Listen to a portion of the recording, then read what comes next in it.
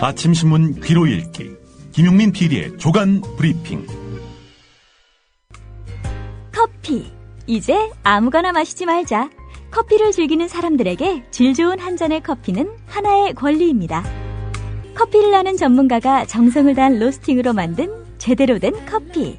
제제 원두커피로 여러분의 권리를 누려보세요. 02-749-1002. 주소창에는 카페제제.co.kr 그리고 검색창에는 카페제제를 검색하세요. 카페제제는 서울 용산구에 위치해 있습니다. 카페제제는 카페가 아닙니다. 커피 전문 인터넷 쇼핑몰입니다. 헷갈리지 마세요. 네, 김용민 PD의 조간 브리핑입니다. 안녕하십니까? 네, 안녕하십니까? 네. 오늘도 세월호 참사 관련 보도들을 좀 짚어보겠습니다. 예. 오늘이 사고 발생 23일째인데요. 네. 그동안 한 명도 안 바뀌었던 구조자 수, 탈출자 수죠? 예. 구조됐다기보다는 네. 여기에 변화가 생겼죠? 예. 살아 돌아온 분이 단 한 명이라도 늘었다면 이 비극 중에 다행 아니겠습니까? 그런데 변화가 생겼다. 늘어난 게 아니라 줄어든 겁니다. 그 줄어든 만큼 실종자가 늘었습니다. 범정부 사고대책본부의 집계 오류 때문입니다. 33명까지 줄었던 실종자 수가 그래서 35명으로 늘어나는 그야말로 어이없는 일이 벌어졌습니다. 예. 앞서 대책본부는 지난달 16일 오전 승선 인원을 477명으로 밝혔다가 4차례의 수정 끝에 4월 18일 476명으로 정정 발표를 했죠. 혼선이 끊이지 않아서 불신을 자초했는데 말입니다. 구조받은 양모 씨란 사람이 있는데 이 양반이 팽목항에 도착한 뒤 구조자 명단에 자신의 이름을 양모 또 강모 중복 기재를 했다고 합니다.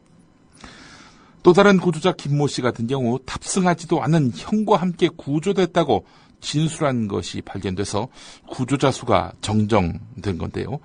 또 탑승자 명부와 승선 개찰권에 없었던 중국인 이모 씨와 한모 씨의 신용카드 매출 잔표를 확인했습니다. 그래서 2명의 실종자가 늘었다고 덧붙였습니다. 예.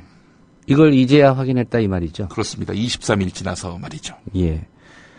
그리고 한 가지 주목할 게 그동안 탑승자 명단에 없었던 이 영유아도 있을 것이라 이런 얘기 꾸준히 제기되지 않았습니까? 예, 그렇습니다. 현장에 투입된 잠수사가 잣병을 목격했고 실종자들이 전송한 동영상에서 아기 울음소리가 들렸다는 주장이 나왔지요. 이에 대해서 김석균 해양경찰청장은 영유아 탑승 여부를 확인하고 있다 이렇게 밝혔습니다. 지난 20여일 동안 해경이 사망, 구조자 집계를 놓고 오락가락한 점을 감안하면은 승선자 명단이 또 한 번 바뀔 가능성도 배제하기 어렵다는 겁니다. 이 기사를 실은 서울신문 일면 제목은 그래서 실종자, 구조자 집계 믿을 수 없다 이겁니다. 예, 뭐 믿을 수 없는 게 비단 실종자, 구조자 집계뿐이겠습니까? 그렇습니다. 예, 해경이 어처구니 없는 실수로 초기 수색에 실패했던 것으로 확인이 됐죠? 예, 그렇습니다. 해경이 여객선 세월호가 침몰한 맹골 수도의 정조 시간을 착각해서 사고 초기 수색 작업에 잇따라 실패했던 것으로 드러났습니다. 게다가 해경은 조류 정보를 국립해양조사원으로부터 통보받고도 이를 3일 동안이나 무시했던 것으로 확인됐다는 겁니다. 정조라고 하는 것은 바닷물 수위가 높아지는 고조 또 낮아지는 저조를 전후해서 물살이 약해지는 상태를 말하지요. 자, 한편 세월호 침몰 사고 22일째이자 물살이 가장 느려지는 소조기 첫날인 어제도 민관군 합동구조팀은 수색 활동을 벌였지만은 희생자 1명의 시신을 수습하는 데 그쳤습니다. 경향신문 5면에 나와 있는 기사입니다. 아마추어도 이런 아마추어가 없습니다. 예, 어제도 지적하셨지만 바다를 모르는 해양경찰. 네. 예, 뭐 기대할 게 별로 없어 보입니다. 예. 이 교체할 누군가가 없기 때문에 더욱 답답해집니다. 예. 일본의 해경을 잠시 수입해 올 수도 없고 말이죠. 예. 또 한 가지 이것도 문제점이 아닌가 싶습니다. 이 세월호 실종자를 구조하기 위해 물속에 뛰어들었다가 숨진 그 민간 잠수자 고 이모 씨죠. 그런데 국가검증 자격증을 갖추지 못하는 것으로 최종 확인이 됐죠. 예, 범정부 사고대책본부 관계자는요, 이모 씨가 잠수 자격이 없는 것으로 확인됐다라면서 30년 된 베테랑 잠수사니까 경력을 보고 투입된 것으로 알고 있다. 이런 식으로 말을 했는데요. 잠수사 검증을 제대로 하지 않았다는 의혹이 사실로 확인되면서 구조당국의 허술한 잠수사 인력 운영에 대한 비판이 커질 것으로 보입니다. 자, 이런 가운데 세계일보 5면을 펼쳐보면 막가파 해경, 해도 너무해, 이런 제목의 기사가 있습니다. 어설픈 초기 대응으로 지탄을 받고 있는 해경이 잠수사들에게 엉뚱한 세월호 도면을 제공해서 혼란을 일으킨 것으로 드러났다는 겁니다. 게다가 해양경찰관이 검찰의 압수수색 사실을 한국 선급에다가 미리 알려준 사실도 확인이 돼서 파문이 확산되고 있습니다. 예. 이런 해경이 여전히 현재 범정부 대책위원회 일원이지 않습니까? 그렇습니다. 또 게다가 해경 간부가 지금 범정부 대책위원회 대변인 아닙니까? 예, 모든 정부의 공식 브리핑을 해경이 하고 있단 말이죠. 예, 그렇습니다. 범정부 대책위원회라고 소개를 해드렸는데 범정부 무대책위원회로 이름을 바꿔 불러도 뭐 별 문제가 없을 것 같습니다. 자, 이번에는 구조적인 문제를 한번 짚어보겠습니다. 동아일보 일면입니다. 개혁 대상인 안행부가 관료개혁 칼자루를 쥐고 있다. 이런 제목입니다. 박근혜 대통령이 세월호 참사를 계기로 해서 국가 개조를 선언하면서 정부는 후속 대책 마련에 본격 착수했는데 말이죠. 그런데 관료 사회 개혁의 세부 방안을 지금 안전행정부가 주도해서 마련하고 있는 것으로 알려졌습니다. 안전행정부 관계자가 동아일보 기자에게 말한 게 있는데 외부 전문가들이 정부로 들어와서 적응하지 못하는 문제를 개선하고 온정주의적 평가 관행도 바꾸려고 한다. 현장에서 일하는 직원과 좋은 평가를 받는 직원이 따로 있는 구조도 개선하기 위해서 평가 기준도 명확히 세울 방침이다. 이렇게 말을 했다고 하는데. 예. 근데 니들이 그거 할 자격이 없다는 겁니다. 이제 중앙재난안전대책본부의 당현직 본부장이 행정안전부 장관 아닙니까? 근데 중앙재난안전대책본부에서 사고 초기에 뭘 했습니까? 제대로 뭐 수습을 했습니까? 뭐 수습은커녕 승선자, 구조자, 실종자 수도 제대로 파악하지 못했고 사고 당일 밤에 장관이 치킨 시켜 먹은 거 이게 또 나중에 드러나지 않았습니까? 예. 도대체 한 게 뭐가 있습니까? 이 국정원한테 셀프 개혁을 맡긴 박근혜 대통령, 이 안전행정부 보고 뭐 사실상 셀프 개혁을 또 지시했던 거 아니겠습니까? 그래서 전문가들은 정부 내에 독립기구에서 공직사회 개혁 열망을 수용해서 행정개혁을 이끌어 나가는 시스템이 구축돼야 한다. 이런 지적이 제기되고 있다고 오늘 동아일보가 전하고 있습니다. 예. 박근혜 정부가 뭐 이렇게 할 거라는 거 다 예상하지 않았습니까? 네, 앞으로도 또 예상이 됩니다. 또. 예. 새정치연합의 우원식 최고위원 이명박 정부를 겨냥하고 나섰죠? 예, 그렇습니다. 한국일보 6면을 보면은 우원식 최고위원의 조명 내용이 상세히 담겨 있는데 말이죠.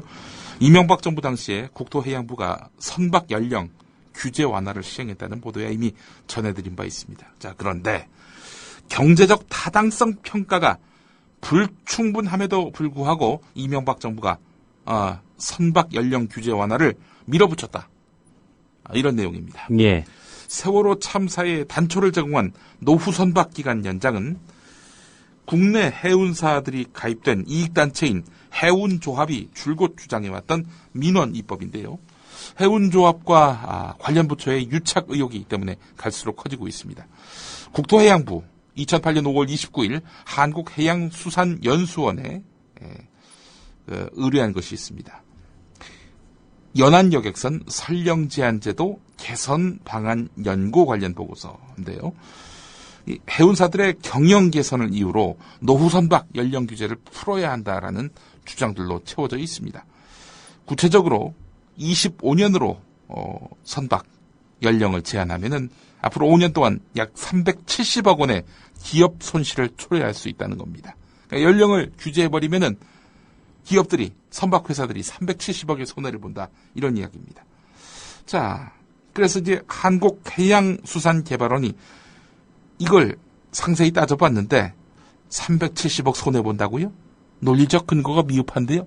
이런 의견을 냈다고 합니다. 예. 자, 하지만 정부는 이런 한국해양수산개발원의 평가 보고서 내용을 무시한 채 규제 완화를 주장한 보고서만을 앞세워서 2009년 1월 설령 사용 기한을 30년으로 완화하도록 해운법 시행규칙을 개정했습니다. 예. 이러면서 이명박 정부가 주장했던 바가 있지요. 예. 이 선박 그 사용 연령을 30년으로 완화하면 네. 약 200억 원의 경제 효과가 날 것이다. 예. 이런 주장하지 않았습니까? 자, 이와 관련해서 그 200억의 경제적 효과 어디서 나왔는지 정부의 어느 누구도 지금 설명하지 못하고 있다고 이미 며칠 전 한겨레 보도를 통해서 전해드린 바 있죠. 이런 가운데 MB정부 국무총리 출신 김황식 새누리당 서울시장 예비후보 어제 CBS 라디오에 나와서 설령이 늘어나면 사고 가능성은 늘어날 수 있다. 이런 말을 했어요. 예. 자, 그러면서 설령이 늘어났다는 그 자체로 사고가 발생한다? 이렇게 볼 수는 없을 것이다. 또 이렇게 말을 했습니다. 모순된 거 아닙니까? 자, 김황식 후보 이야기가 나와서 그런데 한국일보 신면 기사 하나 더 소개하겠습니다. 제목은 김황식 합법과 불법 사이 줄타기 전략 논란 이겁니다. 박근혜 대통령이 나보고 나오라고 이야기했다고 들었다. 이 김황식 후보가 이런 말을 했죠. 예. 자, 이런 김황식 후보 박심 논란을 지금 짚었던 인물 아닙니까? 노이즈 마케팅 아니냐? 뭐 이런 이야기도 나오고 있는데요. 자, 이번에는 김황식 후보 캠프 관계자가 선거인단에다가 지지를 호소하는 그런 전화를 해서 논란이 일고 있습니다. 이건 사실 말이죠. 이 불법입니다. 언펜션 사건, 불법 선거사무소를 만들어가지고 선거운동을 한 이런 사례와 다르지가 않습니다. 하지만 한국일보 기사를 보니까 말이죠. 이 같은 불법이 자행되었더라도 김황식 후보가 제재를 받을 가능성은 그리 높아 보이지 않는다. 이런 내용이 있습니다. 불법 행위가 조직적이었는지 김황식 후보가 이를 지시 또는 인지했는지 이게 확인돼야 하기 때문입니다. 난 몰랐어요. 이러면 빠져나갈 여지가 많다는 겁니다. 예. 그 이른바 박심 논란은 어떤지도 좀 살펴봐야 될 것 같습니다. 예. 예. 이 박근혜 대통령이 실제 출마를 권유했다고 주장했던 거 아닙니까? 정확한 표현은 박근혜 대통령이 출마를 권유했다라는 말을 들었다 이겁니다. 박근혜 대통령으로부터 직접 출마 제안을 받았다 이런 얘기는 아닙니다. 예. 자, 그러나 어쨌든 박근혜 대통령이 정말 김황식 후보 보고 당신이 나가다오 이런 식으로 말했다면은 이건 뭐 탄핵감이죠. 선거 개입을 한 거니까요. 자, 그렇지 않다면 어떻게 되느냐? 김황식 후보가 허위 사실을 유포한 것이 됩니다. 그렇다면 선관위가 고발하고 검찰이 수사해야 할 사안인데요. 하지만 이 경우에도 김황식 후보가 제가 언제 박근혜 대통령으로부터 그런 얘기를 들었다라고 말했습니까? 누군가 박 대통령으로부터 그런 말을 들었다는 그런 이야기를 들었다는 거지요. 이런 식으로 피해가면은 이건 또 해석 문제를 놓고 유야무야 될 가능성이 높다는 겁니다.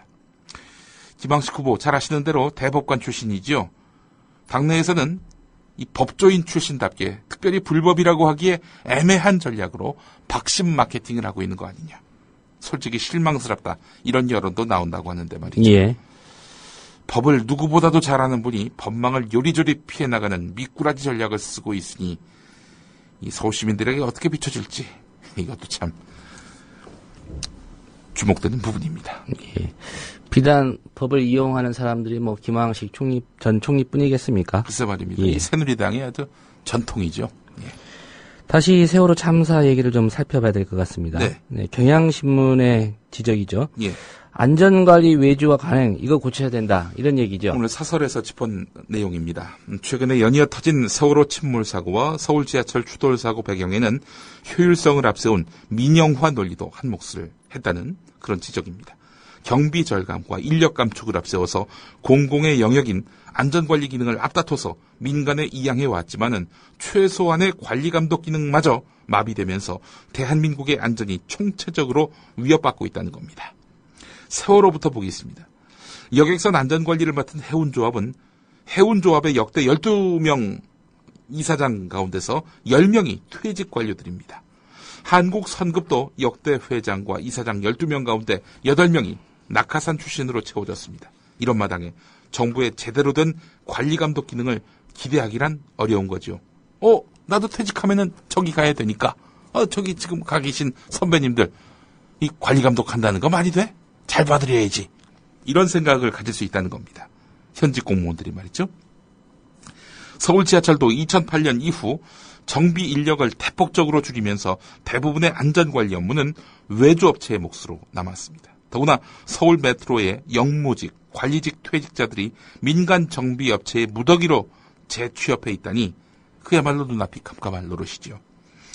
민영화는 공공부문의 군살 빼기와 경영 효율성 측면에서 장점도 있지만 민간의 전문성과 정부의 관리 감독 기능이 살아있다는 대전제 아래에서만 가능하다는 지적인데 민간에다가 다 떠넘기고 정부는 모른 채, 일부러 모른 채 이래버리면은 당연히 안전이 위협받을 수밖에 없다는 거 아니겠습니까? 오늘 경향신문 사설 상당히 주목됩니다. 예.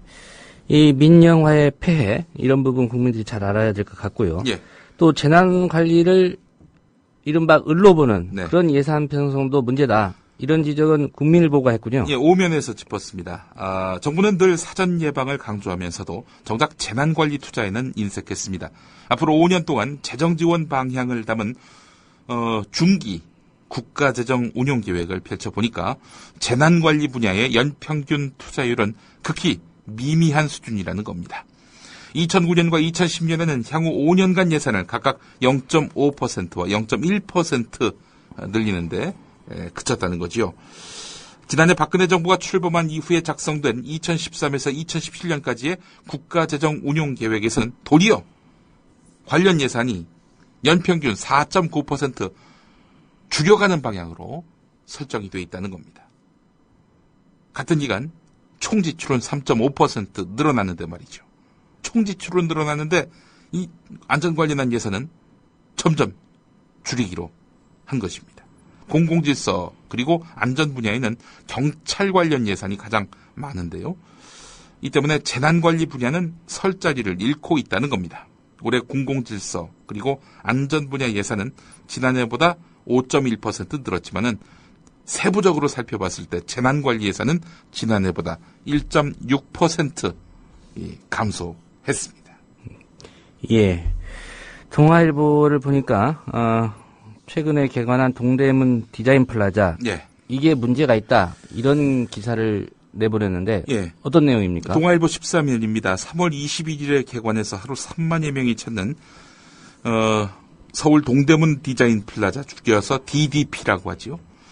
이게 보면은 그 알루미늄 패널로 뒤덮여 있지 않습니까? 예. 이게 화재 진압에 허점이 많은 것으로 드러났다는 겁니다.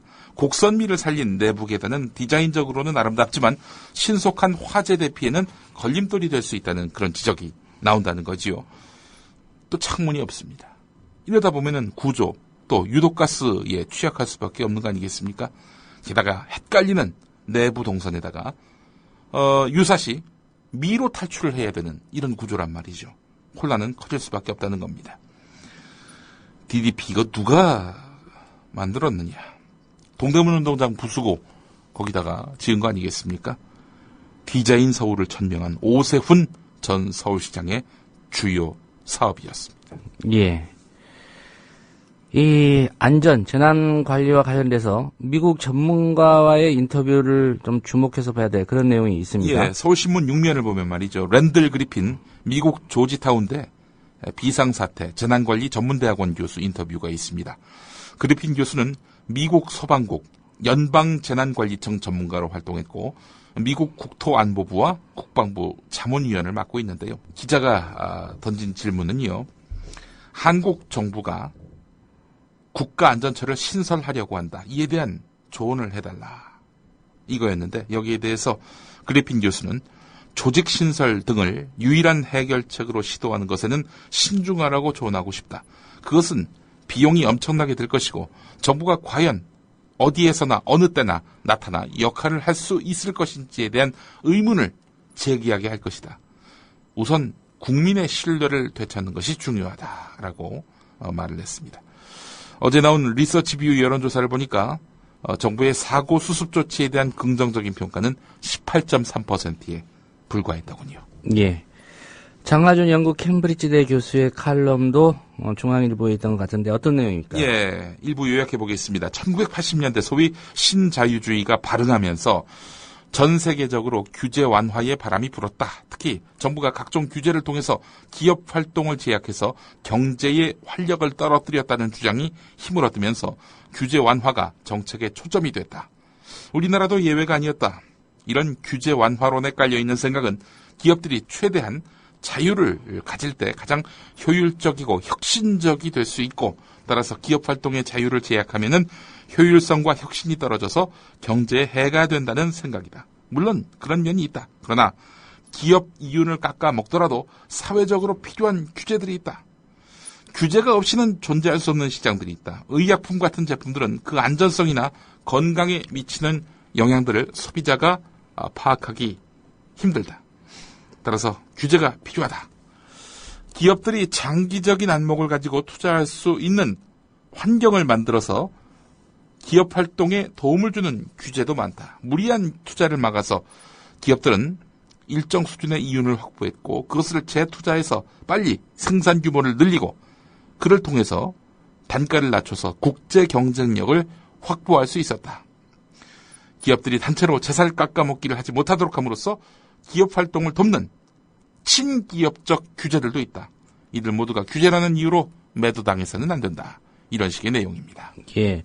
주목할 만한 게 경제에 도움이 되는 규제가 많다. 이런 주장이 있고요. 예. 또 이걸 근거로 성장률 통계를 인용해서 구체적으로 설명한 부분이 있죠. 예, 그렇습니다. 규제가 많고 세율이 높던 1950년대와 1960년대 선진국 경제가 어땠느냐.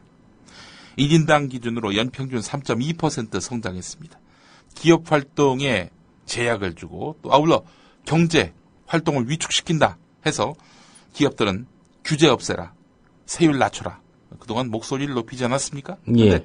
규제가 많고 세율이 높던 시기에 도리어 성장률이 높았다는 얘기죠. 자, 그런데 규제 완화와 감세로 특징 지어지는 그 이후 30년간 성장률은 어땠느냐. 말하자면 기업하기 좋은 환경을 만들어 놓았더니 성장률은 도리어 1.8%로 떨어졌다는 거지요. 우리나라의 경우도 규제가 훨씬 많던 개발연대에 1인당 6%대였던 성장률이 본격적으로 규제 완화가 시작된 1990년대 말 이후 3% 부근으로 반토막 났다는 겁니다. 물론 성장 저하가 모두 규제 완화 때문만은 아니지만 규제가 무조건 경제에 해롭다라고 말할 근거는 없다는 거지요. 예. 자, 그런데 이명박 박근혜 두 정권 성장률 어마어마하게 높이겠다 이렇게 말하면서, 그러면서 또 한편으로는 규제 완화를 시도하지 않았습니까? 남들이 한 번도 안 해본 일을 해보겠다던 두 사람의 실험, 실패로 확인됐거나 실패로 굳어지고 있는 양상입니다. 예. 지방선거 얘기를 좀 살펴보도록 하겠습니다. 예. 새누리당이 초비상이라는 거 사실입니까? 예, 세계일보 6면 제목이 그렇습니다. 그래서 6.4 지방선거 참패 위기에 몰린 새누리당이 돌파구 찾기 안간힘을 쓰고 있는데, 그래서 국면 전환을 위한 개각 작업에 박차를 가하고 있는데, 그래서 총리감으로 지금 김영란 전 국민권익위원장 또는 김종인 전 국민행복추진위원장, 이 사람이 지금 거론되고 있다는 겁니다. 대선 당시에 국민행복추진위원장을 맡으면서 경제민주화 공약을 주도한 김종인 씨 아닙니까? 대선 과정에서도 한때 찬밥이 됐다가 박근혜 후보 지지율이 위태로우니까 다시 기용이 됐던 인물이 바로 김종인 씨입니다. 그런데 그 박근혜 후보가 대선 당선 이후에 경제민주화를 사실상 무력화했죠. 그러자 김종인 씨는 작년 말에 새누리당을 탈당했습니다. 그래놓고는 또 위기에 봉착하니까 김종인 씨를 쓰겠다는 거 아닙니까? 참, 이게 뭐 김종인 씨는 자기가 이용당하고 있는 현실, 이런 이름이 거론되고 있는 현실에 대해서 불쾌감을 가질지, 내가 또 다시 기용될 기회가 왔네, 이렇게 생각할지 상당히 주목됩니다. 예. 선거 앞두고 여당 안에서 제2경부고속철도 건설 이야기가 나온다는 소식도 있습니다. 예, 철도는 아니고 도로입니다. 예. 조선일보 오면 기사인데요. 일전에 이 시간에도 이런 구상이 정부 내에서 나온다고 소개를 해드린 바 있습니다. 이 조선일보 3월 14일자 일면 기사였는데요. 지방선거 승리를 위해서 충청권과 수도권 표를 동시에 공략할 수 있는 초대형 SOC 건설 공약 카드를 여권이 준비하고 있다는 겁니다. 자, 제2 경부 고속도로는요, 128.8km의 왕복 6차선 고속도로인데요. 공식 명칭은 서울 세종간 고속도로지만은 포화 상태의 이런 경부 고속도로의 교통량을 분산하기 위해 추진하는 것이라고 하는데, 그래서 이제 제2 경부 고속도로로 불려왔습니다. 시속 150km로 자동차를 달리면 서울에서 세종시 구간을 51분에 주파할 수 있도록 한다는 건데요. 자, 하지만 제2 경부 고속도로는 2009년 예비 타당성 조사를 통과했지만 6조 7천억에 달하는 막대한 건설 예산 때문에 사업 추진이 지연됐습니다. 3월 조선일보 보도가 나올 당시만 해도 현재 정부에서 계획하고 있거나 논의되고 있는 사항은 아니다. 뭐 이런 말을 했었다고 하네요. 정부 관계자가. 자, 그런데 이 당시 조선일보 보도에 나왔던 노선을 보니까 말이죠. 구리, 성남, 용인을 지나갑니다. 여기다 민주당 이 시장들이 지금 자리하고 있는 곳인데요. 아마 이 새누리당이 이걸 지방선거에 이용해 먹지 않겠는가. 제가 3월 14일 날 그렇게 브리핑을 했거든요. 예. 저희 돗자리를 펴야 될 것 같습니다. 예. 돗자리를 편다기보다는 이자들의 속내를 제가 누구보다도 잘 알고 있는 그런 한 사람이 아니겠는가 하는 생각을 또 자평해 봅니다. 예. 조선일보가 세월호 참사 추모 분위기, 이거 선거 전국에 좀 번지는 거 막으려는 그런 속셈이 보이는 그런 사설이죠. 세월호 가족 슬픔, 정치 선동에 써먹으려는 사람들, 오늘 기사와 사설을 통해서 조선일보가 각을 세웠습니다. 엄마의 노란 손수건이라는 인터넷 모임 회원들, 이들을 지목하면서 운영자 16명 가운데 세월호 희생자 가족은 없다. 또 공동대표는 통합진보당 안산시 단원구 지역위원회 당원이다. 또 운영자 중에는 전 민노당 시흥시 의원 후보자도 있다. 이분들은 뭐 세월호 참사 추모하면 안 됩니까? 이 조선일보의 논리는 이분들은 자격이 없다라는 겁니다. 또 전교조와 민주노총이 세월호 참사와 관련해서 이 추모의 여론을 앞세우니까 조선일보가 이들을 정치 선동하는 자들이다라고 규정하고 있습니다. 추모의 여론, 즉 무능, 무책임한 현 정부 심판 여론으로 이것이 번지지 않도록 주장하는 사람들은 당사자도 아닌 외부 세력이며 저들은 정치 선동만 하는 그런 자들이다 라고 조선일보는 맹공을 퍼붓고 있습니다. 이 사람들을 포위하고 다른 사람에게로 번져나가지 못하도록 고립시키려는 그런 의도가 확연합니다. 게다가 민주노총, 전교조 얼마나 큰 조직입니까? 이 조직이 움직일 때 그 위력을 최소화하려는 조선일보의 그런 의도가 이 사설에 확연하게 드러나게 됩니다. 조선일보의 흔한 선거 개입의 전형입니다. 비슷한 논지의 사설은 중앙일보에도 있었습니다. 이런 가운데 교육부가 교사들에게 추모 집회에 참여하지 말라, 이런 식의 지침을 내려서 논란이 되고 있다고 오늘 한겨레가 이면에서 보도했습니다. 이에 대해서 한 교사는 슬퍼는 하되 문제는 제기하지 말라라는 것인데 손발을 묶고 입도 조심하라는 압박으로 받아들여졌다라고 말했다고 합니다. 예, 김용민 PD의 저간 브리핑이었습니다. 잘 들었습니다. 고맙습니다.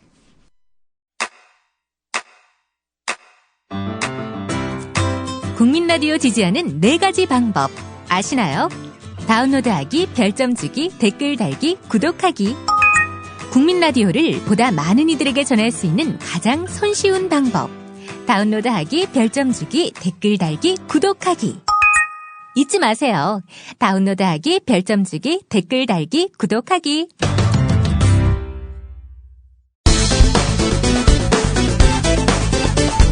(2012년 9월) 새누리당 대통령 후보 박근혜 당내 국민안전운동 본부 출범식에서 국가의 최대 의무는 국민의 안전을 지키는 것인데 이래서야 어떻게 국가가 책임을 다한다고 할 수 있겠습니까?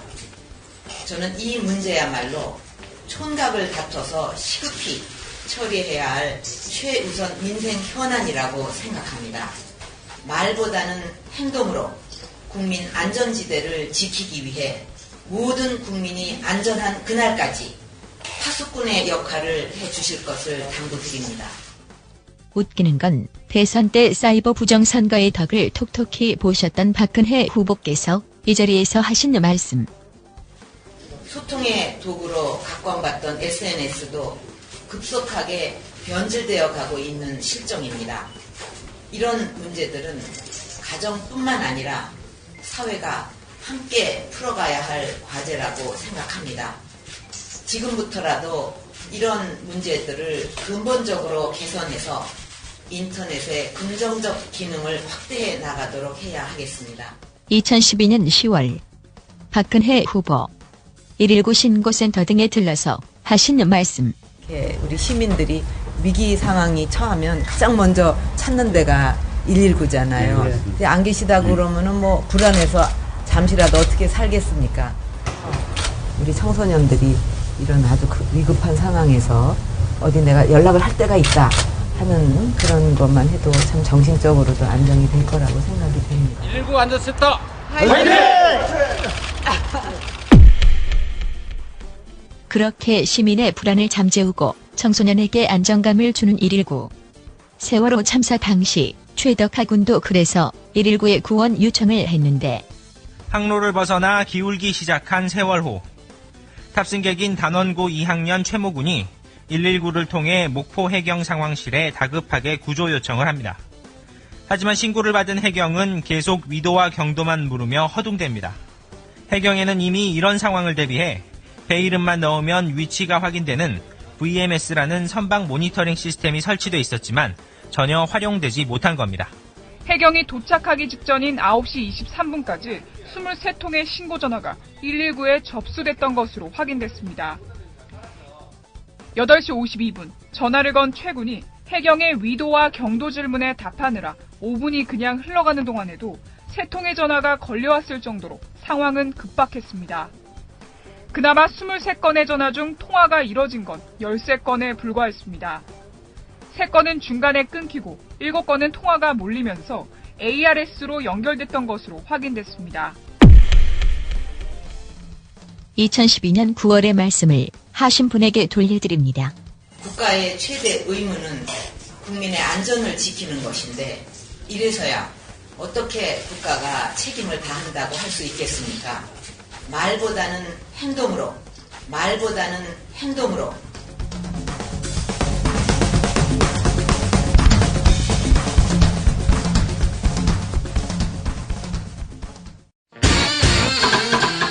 아가야, 국민TV 조합비를 내야 할 텐데 너무 복잡하다. 아버님, 어렵지 않아요. 전화 한 통이면 되거든요. 아니, 전화로도 매달 알아서 자동이체가 된다고? 그럼요.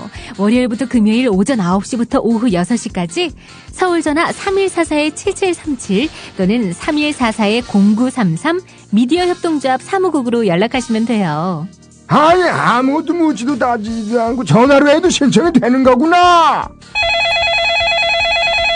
인터넷을 통해서 가입하시면 365일 24시간 가능한데요. 전화로 하셔도 됩니다. 사무국 요원들이 친절하게 응대해드리겠습니다. 월요일부터 금요일까지 오전 9시부터 오후 6시까지 서울 전화 3144-7737 또는 3144-0933으로 연락주세요.